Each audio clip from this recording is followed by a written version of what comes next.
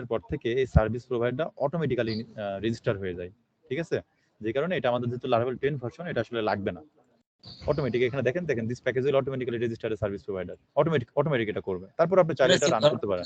মানে জানলে হইলো এটা হয়, এটা জানলে হইলো, এটা নিয়ে চিন্তা হ্যাঁ, করতে হ্যাঁ, হবে। এটা Laravel 6 ভার্সন থেকে হয়, 5 এর পরে, আগে হয় না। আগে রান করতে হতো আরকি।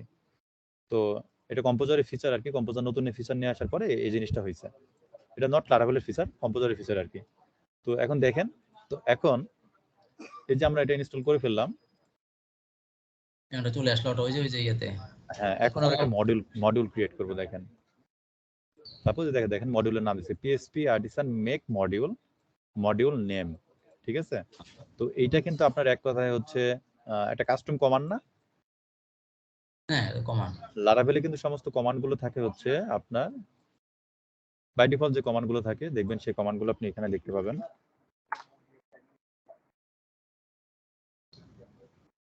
এই যে PHP Artisan, জাস্ট এই কমান্ডটা রান করবেন। দেখেন সব কমান্ড গুলো এখানে দেওয়া আছে, বুঝছেন? এখন যেহেতু আমরা যে প্যাকেজ ইনস্টল দিয়ে দিছি, এখন ওই কমান্ড গুলো চলে আসবে। এই দেখেন মডিউলের সব কমান্ড চলে আসছে, ঠিক আছে? সব মডিউলের কমান্ড গুলো এখানে দেখাচ্ছে। মডিউল যদি ইনস্টল না করতাম এই কমান্ড গুলো এখানে থাকতো না। তো আপনারও তো দরকার হতে পারে এরকম কমান্ড তৈরি করা, দরকার হতে পারে না? হ্যাঁ, দরকার হতে পারে। তো আপনি এই কমান্ড তৈরি করতে পারেন আসলে চাইলে। এগুলো খুব সিম্পল কাজ।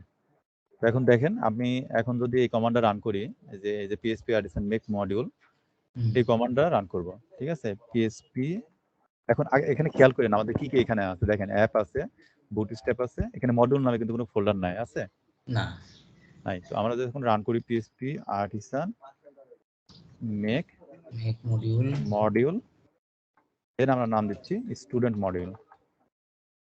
সাপোজ স্টুডেন্ট মডিউল এরকমই কিন্তু দিচ্ছে। দেখেন PHP Artisan Make মডিউল, দেন হচ্ছে কি মডিউলের নাম, ঠিক আছে?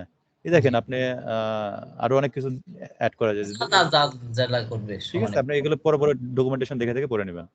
তো এখন জাস্ট আমরা যদি এটা রান দিই, দেখেন error module is not defined, did you mean one of this?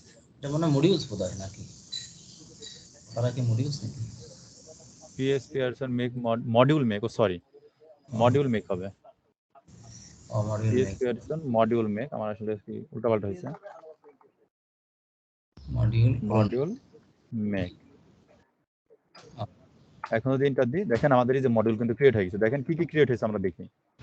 দেখেন মডিউলের জন্য কি ক্রিয়েট হয়েছে, মডিউলের জন্য একটা মডিউল.json ক্রিয়েট হয়েছে। ভিতরে স্টুডেন্ট মডিউল ক্রিয়েট হয়েছে, স্টুডেন্টের ভিতরে হ্যাঁ, যেটা আপনার বাই ডিফল্ট আবার 5 উইকেট ভাই, সেটা আবার পেলো।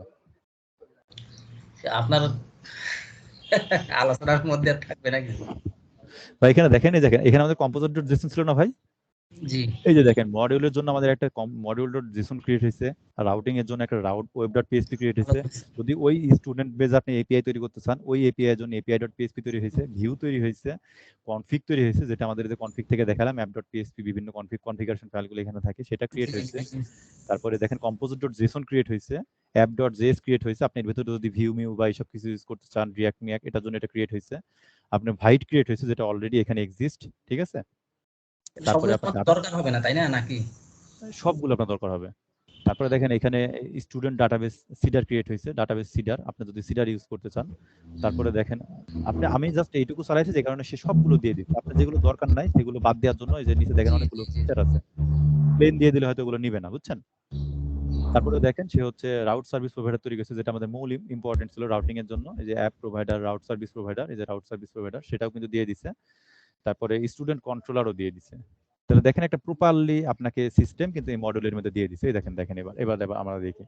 দেখেন কনফিগ পাইছি, কনসোল পাইছি। কনসোল মানে এই যে এখানে কনসোলটা আছে, বুঝছেন? তারপরে দেখেন আপনার ডাটাবেস পাইছি, মাইগ্রেশনটা এখানে থাকবে। তারপরে ইন্টিগ্রিটি পাইছি, এইচটিটিপি পাইছি।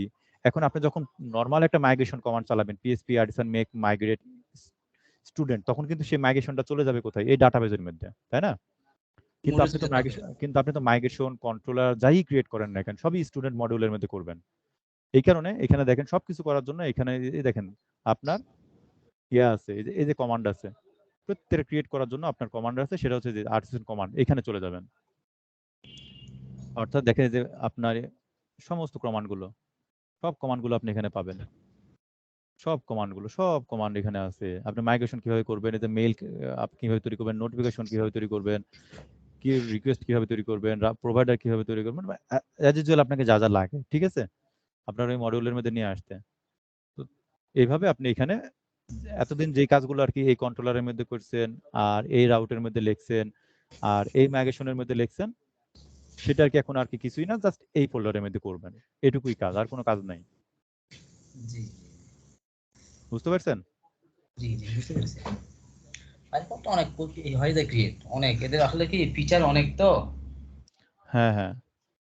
ভাস্ট এ- জিনিসটা।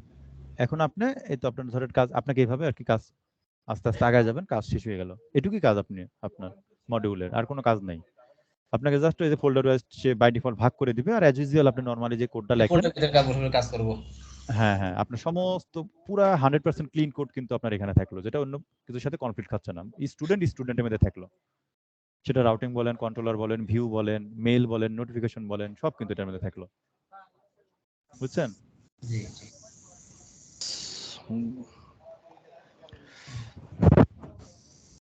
তাহলে আজকে কি এতটুকুতেই থাকবে এইসব? তো অনেক অনেক তো হ্যাঁ, যতটুকু দিছে এটার উপর প্র্যাকটিস চলতে থাকুক, তারপর আমরা 2টা দিন ব্রেক দিয়ে আবার আরেকটা নেই ক্লাস, ঠিক আছে? এটা একটু স্টাডি করা লাগবে তো। আচ্ছা, অসুবিধা, আমি রেকর্ড রেখে দিছি, কোনো সমস্যা নেই, ঠিক আছে? আচ্ছা।